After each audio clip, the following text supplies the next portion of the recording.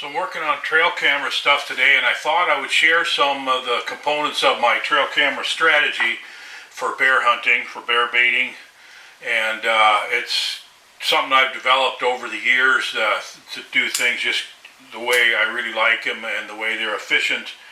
And what I'm working on right now is getting all these padlocks ready for the bear boxes, and I'll talk to you about the cameras in the boxes and how I like to put them up and where I like to put them up and changing cards and all that type of thing. But so I've got this stamp set, and as you can see right here, hopefully you can see that. I don't know, it's pretty dark, but anyway, I just stamped 13 on this one with a punch, so that's lock number 13, and then I'll also stamp the keys for that one at number 13, and so each of these padlocks will have a number on them, so you're not fumbling through a bunch of keys trying to find out which one works when you come to a lockbox with a camera in it. You know, I'll have them on a ring, and then you can just see, okay, this is lock number 13, and find key number 13, and you're not sticking dozens of keys inside there. I've got 24 of these trail cameras, and these lock boxes here are Covert's Bear boxes. The camera that I'm using, I got 24 of them, and they fit really nice and snug in these lock boxes. This is the NBF 30, and that's a black flash, and it's got a nice big screen on it, as you can see. And it takes 8 batteries, and it's pretty good on batteries. And the main thing that I really like about it is that it allows me to take both video and photos. And the way I normally set these on bear baits is I set them to take one photo and then a 30-second video. And so it triggers a photo, then it takes a video for 30 seconds, and then I set it on a 5-second or a 5-minute delay.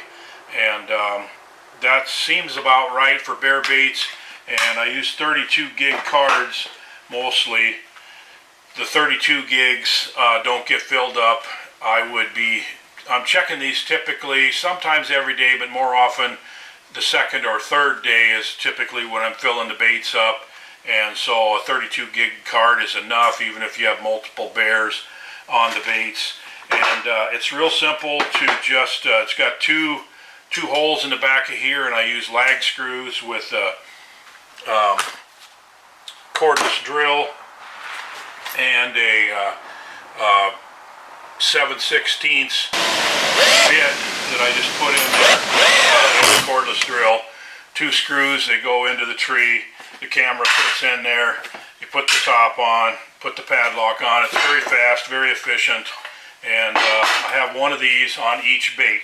Now I like to have this camera about a minimum of 10 feet and probably not more than 20 feet if possible from the actual spot that I expect the bear to be standing at the bait. So I suppose about 15 to 20 feet, that's kind of the sweet spot. You know, I just don't always have a tree or something to fasten it to that's exactly that. But so I try to get as close to that as I can, though. And I also like to keep them fairly low compared to what a lot of people kind of put them up over waist high. And I like to keep them, 3 feet or less if possible off the ground. And that's means you got to spend a little more effort to make sure you got all the weeds and bushes down that are in front of them, so you don't have something waving triggering the camera, or you don't have a washout with the night flash, and you're going to get good pictures. And so this is the system that works really good for me. And I have a separate backpack that I carry these cameras in. And I'll answer one question that I'm sure is going to be asked. I'll answer it before it gets asked, and that is, do I use cell phone cameras at the bear baits?